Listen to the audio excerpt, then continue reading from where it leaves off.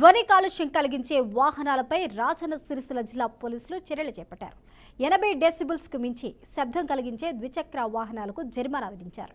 SP ఆధ్వర్యంలో special drive నిర్వహించి 74 వాహనాల సైలెన్సర్లను వాటి యజమానుల ద్వారా తీయించారు. అనంతరం వాటిని రోడ్డు రోలర్లతో తొక్కించి ధ్వంసం చేసినట్లు ఎస్పీ వెల్లడించారు.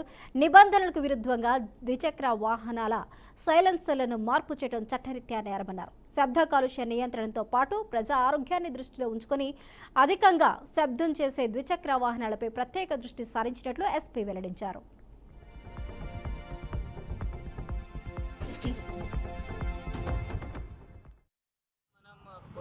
ఒక 2 నెలలు మన జిల్లాలో ఒక స్పెషల్ డ్రైవ్ పెట్టాము. దానికి కొంతమంది మనకి చాలా కంప్లైంట్స్ వస్తున్నాయి హాస్పిటల్స్ దగ్గర, లేకపోతే లొకాలిటీస్లో ఆ బుల్లెట్ బైక్కి లేకపోతే వేరే బైక్స్కి సైలెన్సర్స్ మోడిఫై చేసి న్యూసెన్స్ క్రియేట్ చేస్తున్నారు. దానికి చాలా కంప్లైంట్స్ వస్తే ఒక డ్రైవ్ పెట్టుకొని ఆల్మోస్ట్ 72 సైలెన్సర్స్ తీసేసాము. ఈ అందరు వాళ్ళ ప్రజలకి కూడా ఇట్లయినా సైలెన్సర్స్ పెడితే ప్రెగ్నెంట్ లేడీస్కి, చిన్న పిల్లలకి, ఓల్డ్ పర్సన్స్కి ఇబ్బంది అవుతుంది, వాళ్ళ హెల్త్కి కూడా ఇబ్బంది అవుతుంది. ఇంకా ఎంపీ యాక్ట్లో కూడా, మోటార్ వెహికల్స్ యాక్ట్లో కూడా ఇది ఒక నేరం.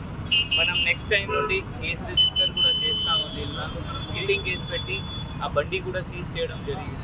అందరు జనాలు ఇది నేరం అంటే రూల్స్ ఫాలో చేయాలి. ఆ డ్రంక్ అండ్ డ్రైవ్ మీరు చేయకండి. రీసెంట్గా మనం వెమ్లవాడ టౌన్లో కూడా 5-6 మందికి 1 రోజు 2 రోజు శిక్ష కూడా డ్రంక్ అండ్ డ్రైవ్ చేస్తే, తాగిన తర్వాత వాళ్ళని నడిపిస్తే 2 రోజు శిక్ష కూడా ఇవ్వడం జరిగింది. సో డ్రంక్ అండ్ డ్రైవ్ చేయకండి, అది మీకు కూడా కష్టం అవుతుంది. ఎవరైనా మీరు యాక్సిడెంట్ చేస్తే వాళ్ళకు కూడా చనిపోవాలి అవకాశం ఉంటుంది. సో దయచేసి మీరు MD act, motor vehicle act rule follow చేయండి. Thank you. మనం ఒక 2 నెలలు మన జిల్లాలో ఒక స్పెషల్ డ్రైవ్ పెట్టాము. దానికి కొంతమంది మనకి చాలా కంప్లైంట్స్ వస్తున్నాయి.